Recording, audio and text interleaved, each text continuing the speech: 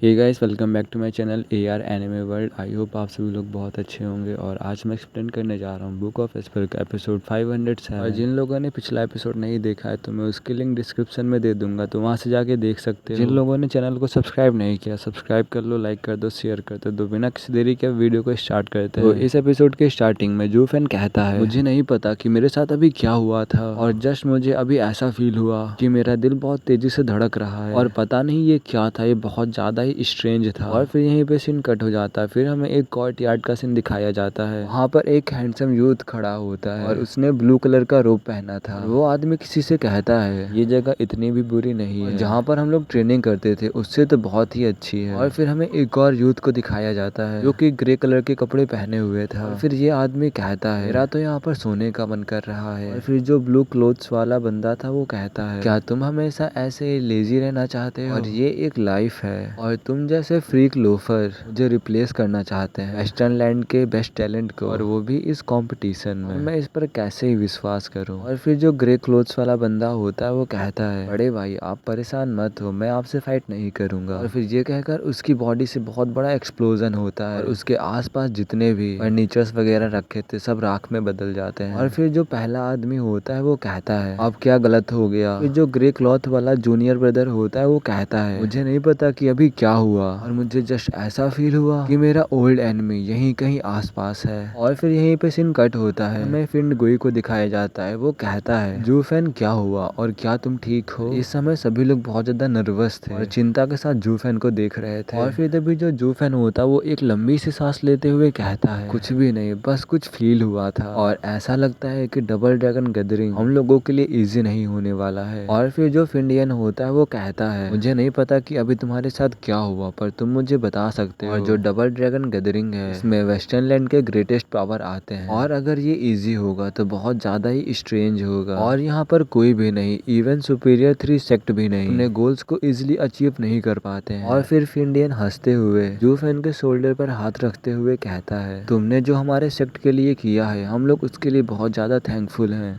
पर अपने आप के ऊपर इतना प्रेशर मत डालो। और ये तुमने ही कहा था कि तुम हमारे सेक्ट को सुपीरियर 3 सेक्ट में लेकर जाओगे, पर ये हम लोगों ने नहीं कहा था, तो इसीलिए ज्यादा चिंता मत करो। और फिर जो जूफेन होता है वो भी कहता है, इससे सुपीरियर 3 सेक्ट से कुछ भी लेना देना नहीं है, और इसके लिए मेरे ढीले मुंह को दोस्तों। और फिर जो फिंडियन होता है वो दोबारा से जूफेन का शोल्डर हार्डली बीट करते हुए कहता है, हा हा हा, ऐसा मत बोलो, और ये यंग लोगों के लिए अच्छा होता है बड़े बड़े सपने देखना। और इस समय जूफेन की स्माइल बहुत ज्यादा बाइटर थी। इस टाइम पर जूफेन को पता था कि अभी क्या हुआ था, और ये जूफेन के लिए एक वार्निंग थी। जूफेन मिलने जा रहा है अपने लाइफ के बिगेस्ट थ्रेट से, सबसे बड़े दुश्मन से। और फिर हमें यहाँ पर बताया जाता है ये क्लैश ऑफ टाइटंस की तरह सर की तरफ आ रहा है, कमिंग टू अ हेड, और जो जीतेगा उसका उत्थान होगा और हारने वाला हार जाएगा। और ये डेस्टिनी के फैब्रिक में बुनी हुई लड़ाई थी। और फिर यहीं पर सीन कट होता है और कोई कहता है, क्या इसका मतलब ये है कि मेरा मैच मिल चुका है। फिर तभी कोई डोर से एंट्री लेता है और फिर सभी लोग उसकी तरफ देखने लगते हैं। ये एक इथेरियल स्टेज कल्टीवेटर था, उसने ग्रे क्लॉथ्स पहने हुए थे। और फिर वो आदमी झुकते हुए कहता है, जो डीमन स्कीमिंग सेक्ट के लोग हैं, मैं उनके हॉनरेबल एल्डर से कहना चाहता हूँ उन्हें हेवन रीचिंग पवेलियन में आना पड़ेगा डबल ड्रैगन गैदरिंग के डिस्कशन के लिए। और फिर जो फिंडियन होता है वो झुकते हुए कहता है, ब्रदर हम लोग वेनरेबल्स हैं और हमें कहाँ चलना है आप हमें लीड कीजिए और हम आपको फॉलो करेंगे। और फिर जो फिंडियन होता है वो सब कुछ जूफेन के ऊपर छोड़कर उस मैन को फॉलो करने लगता है। और फिर जो जूफेन होता है वो अपने लोगों की तरफ पलटता है और फेस हाइड और वॉइस काम करके कहता है, चलो अब सब कुछ सही करने का समय आ चुका है, और तुम सभी लोग एक एक रूम ले लो और कुछ खाना खाने के बाद इस मेडिसिन को ले लेना। जूफेन सभी लोगों के पास एक एक मेडिसिन फेंक देता है। और फिर जो कोई गैंग होता है वो कहता है, ये तो हेवन रीचिंग पिल है। और फिर जो जूफेन होता है वो कहता है, ये जो मेडिसिन है ये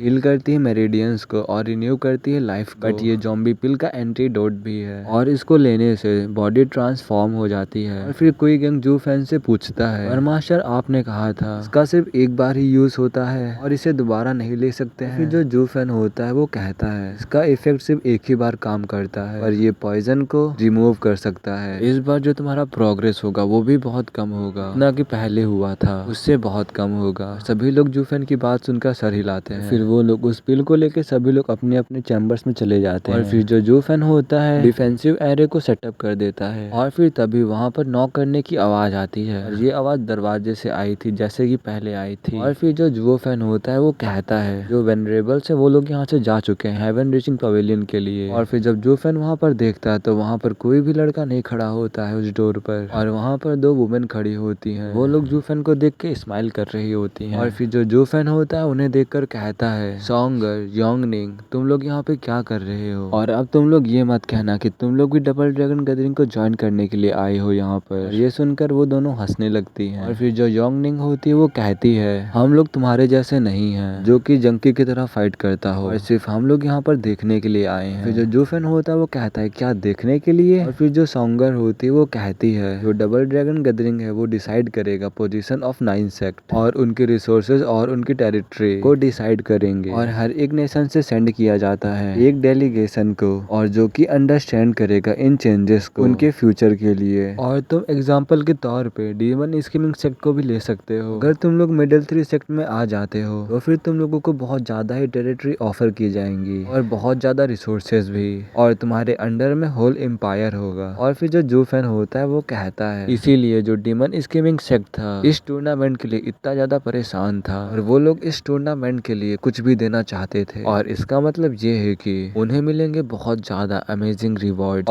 और भी ज्यादा रिसोर्सेज, और इन्हें बस अभी जीतना होगा और सेंचुरीज के लिए इन्हें बेनिफिट होगा। और फिर जो जू फैन होता है उन लड़कियों से कहता है तुमने कहा कि अगर demon scheming sect middle 3 sect में आ जाता है तो फिर उन्हें अपने खुद के लिए एक अंपायर एलोकेट हो जाएगा, और दूसरी तरफ जो लोअर 3 सेक्ट होते हैं उन्हें इसका 1/3 ही क्यों मिलता है, जैसे कि टियानियो 3 गार्डियन सेक्ट, और इसमें रिसोर्सेज का क्या मैटर होता है। और फिर जो योंगनिंग होती है वो कहती है तुम लोग जैसे कि बीस स्ट्रीमिंग सेक्ट को देख सकते हो, वो लोग लोअर 3 सेक्ट में आते हैं बट वो लोग कांग्रेन एम्पायर से आते हैं, और वो लोग वहाँ की थोड़ी रिसोर्सेज को हार्वेस्ट करके आते हैं। और तुम लोग ऐसा भी कह सकते हो कि उनके अंडर में एक सोल एम्पायर भी है। यहाँ पर और बकचोदी बताती है, बस तुम लोग इतना जान लो इनका सेक्ट जितना ज्यादा ऊपर जाएगा उतने ज्यादा ही इनको रिसोर्सेज और टेरिटरीज और भी ज्यादा रिसोर्सेज मिलेंगे। और फिर जो जू फैन होता है वो याद करता है जी वुइये के वर्ड्स को, और अब जू फैन जान चुका है वेस्टर्न लैंड के ट्रू लीडर को, और ये सब कुछ डबल ड्रैगन मैनर की टैक्टिक्स है वेस्टर्न लैंड की स्ट्रेंथ को बढ़ाने के लिए। और फिर उन तीनों लोगों के पास किसी की आवाज आती है और वो उनसे कहता है कौन ही सोच सकता है कि डबल ड्रैगन गैदरिंग क्या कर सकता है। और जब जू फैन देखता है तो वहाँ पर एक टेबल पर एक फेमिलियर इंसान बैठा होता है, और जो उसकी नोज होती है वो रेड होती है और इसके हाथ में बियर की बॉटल होती है। और फिर जू फैन उससे कहता है सीनियर क्या आप भी डबल ड्रैगन मैनर से हो? और जो वो आदमी था वो बहुत ज्यादा स्ट्रॉन्ग था, तो और जू फैन भी नहीं जान पाया था कि वो आदमी कब यहाँ पर आ चुका है, इनकी बातों को कब से सुन रहा है, और अगर वो ओल्ड मैन चाहे इन्हें आसानी से मार सकता है, उसे ज्यादा मेहनत करना भी नहीं पड़ेगा। और फिर वो शराबी आदमी होता है वो हंसते हुए कहता है डबल ड्रैगन मैनर, हा हा हा, दैट वाज बिफोर, मतलब जो डबल ड्रैगन मैनर था वो पहले था। और जब जूफन लोग को सुनते हैं तो वो लोग कहते हैं क्या पहले, और क्या ये एक एग्जाइल्ड डिसिपल है, पर लेकिन ये अंदर कैसे आया? और जूफन भी इस समय क्वेश्चन से भरा हुआ था। और फिर वो शराबी हंसते हुए कहता है हा हा हा, उन्होंने मुझे रोकने की कोशिश की थी पर वो सब कुछ काम नहीं आया, और ऐसी कोई जगह नहीं जहां मैं पहुंच ना सकूं। और ये सुनकर जू फैन को झटका लगा, और यहाँ तक कि वो उसे सम्मान भी दे रहा था, पर वो और किसी चीज से भी ज्यादा वो अलर्ट भी था। और फिर हमें बताया जाता है अगर ये लॉस्ट हो जाता है तो कोई भी इसे रोक नहीं सकता है, और ये वही करता है जो ये चाहता है। और फिर जो जू फैन होता है वो सोचता है आखिरकार ये साउंड इतना फेमिलियर क्यों लग रहा है, और ये साउंड ऑडली मेरे जैसा सिमिलर लग रहा है। और फिर जू फैन अपना दिमाग दौड़ाने के बाद अपने मन में कहता है मैं और ये ओल्ड मैन एकदम एक जैसे हैं। और फिर जो वो शराबी आदमी होता है वो स्माइल करते हुए कहता है तुमने मुझे वाइन दिया था और मैंने तुम्हें देखने से पाया कि तुम अच्छे हो, और इसीलिए मैं तुम्हारे ऊपर हार्ड नहीं। और फिर वो शराबी उन लड़कियों की तरफ देखते हुए स्माइल करने लगता है। फिर जब वो लड़कियां उस आदमी को देखती हैं वो लोग परेशान होकर पीछे हट जाती हैं, और उस आदमी की सिंपल प्रेजेंस से उनकी बोन्स में डर पैदा करे दे रही। और फिर वो शराबी हंसते हुए कहता है हा हा हा, मैं उनमें से नहीं हूँ जो गर्ल्स को पिक करता है। फिर वो उन लड़कियों की तरफ देखते हुए कहता है तुम टियानियो की प्रिंसेस हो ना, मैंने सुना है कि तुम्हारे एम्पायर में क्या हुआ है, और तुम क्या कहती हो इसके बारे में, क्या तुम्हारे फादर राइट थे? और फिर जो स्वैंगर होती है वो कुछ समय रुकती है और और फिर कहती है वो भले ही मेरे फादर थे पर उन्होंने अपने नेशन को बेच दिया था। और फिर वो शराबी जो होता है वो हंसते हुए कहता है ये क्या ही प्रिंसेस है, तब क्या होगा जब उसने केवल लैंड ही छोड़ दी और जबकि वहाँ कोई भी सोल्जर नहीं आया। फिर जो सॉन्गर होती है वो कहती है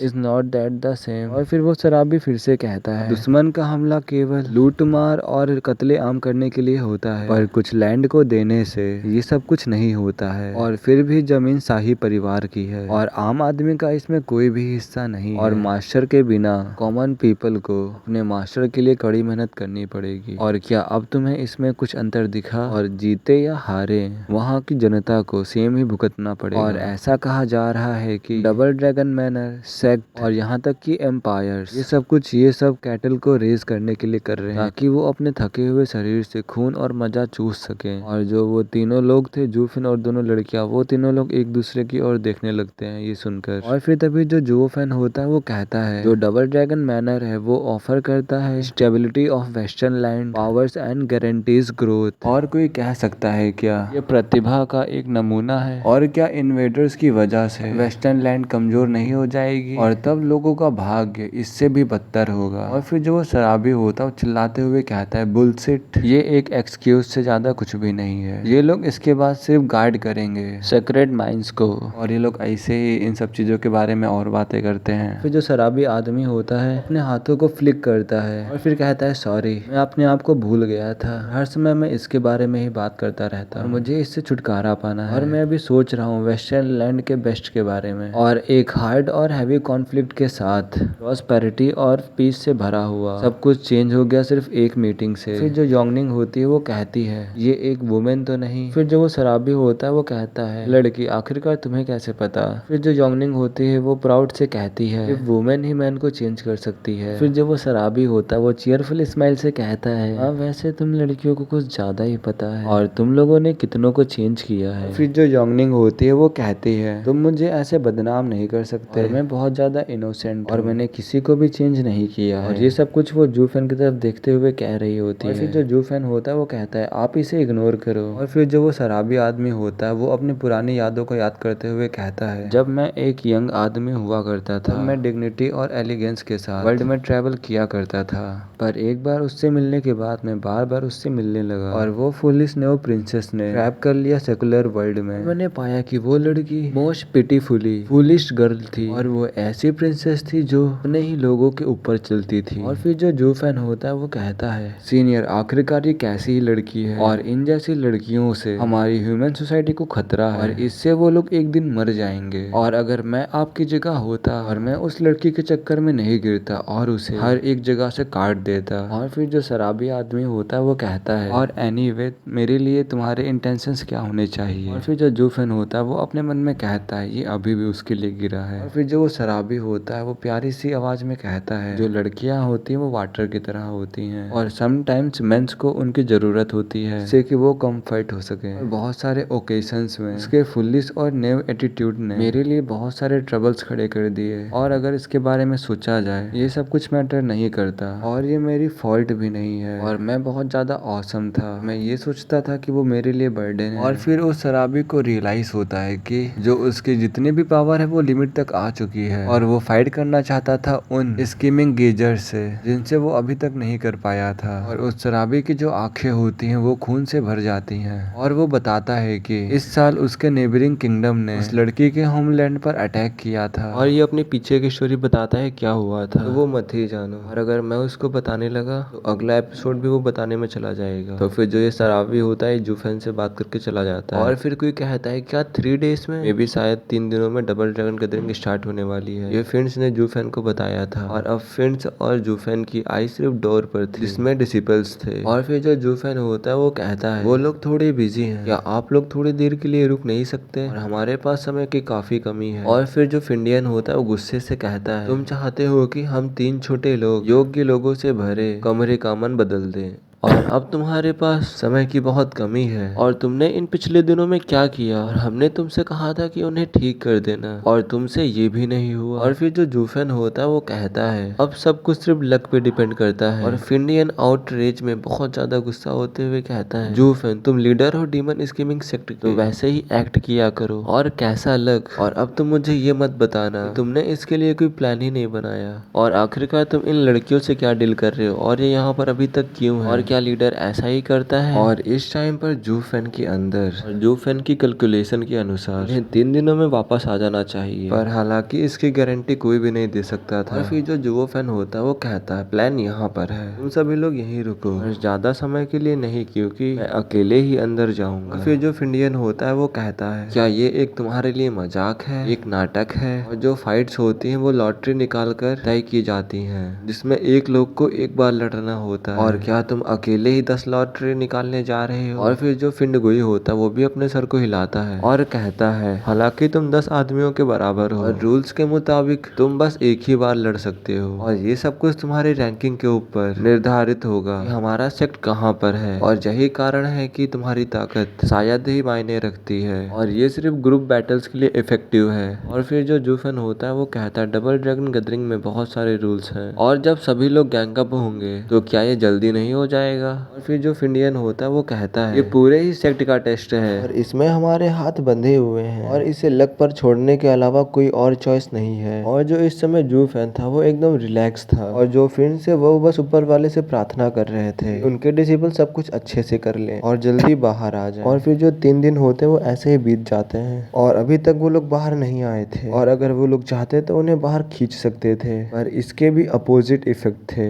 यहाँ तक कि उनकी जो प्रोग्रेस होगी वो भी कम हो जाएगी। और फिर दरवाजे पे नॉक होता है और फिर उन्हें एक बहुत फेमिलियर साउंड सुनाई देता है। वो दरवाजे पे नॉक करने के बाद कहता है डीमन स्कीमिंग सेक्ट जो डबल ड्रैगन गैदरिंग है वो स्टार्ट हो चुका है और वहाँ पर आप लोग प्रेजेंट नहीं थे, तो एल्डर्स ने हमें आपको बुलाने के लिए भेजा है। और फिर जो फिंडियन होता है अब जूफेन की तरफ देखते हुए कहता है अब हम लोग क्या करेंगे। फिर जो इन्हें बुलाने आया था वो कहता है क्या हम लोग चले अब। और फिर वो लोग वहाँ से जाने लगते हैं और जो इन्हें बुलाने आया था वो कहता है मैंने कायरो की अच्छी खासी संख्या देखी पर आप लोग अलग ही नस्ल हो, स्टेज पर आने से पहले ही आप लोग बीमार हो गए और वैसे भी आप लोग यहाँ पर किस लिए आए हैं। और जो फिंडियन था वो सिर्फ इस समय जूफेन को देख रहा था और फिंडियन कहता है बेवकूफ लड़के ये सिर्फ तुम्हारी वजह से हुआ है और हमें आज सिर्फ तुम्हारी वजह से इतनी ह्यूमिलिएशन सहनी पड़ रही है और अब सिर्फ सब कुछ तुम्हारे ऊपर है और बेहतर यही होगा कि हमारी डिग्निटी वापस लाओ वरना तुम्हारा सर। और जो ये वाला एपिसोड होता है यहीं पे खत्म होता है। और जिन लोगों ने चैनल को सब्सक्राइब नहीं किया सब्सक्राइब कर लो, लाइक कर दो, शेयर कर दो। और जो अब नेक्स्ट एपिसोड है वो कल सुबह 10 बजे आएगा, तो अब मिलते हैं नेक्स्ट एपिसोड में, तब तक के लिए बाय बाय।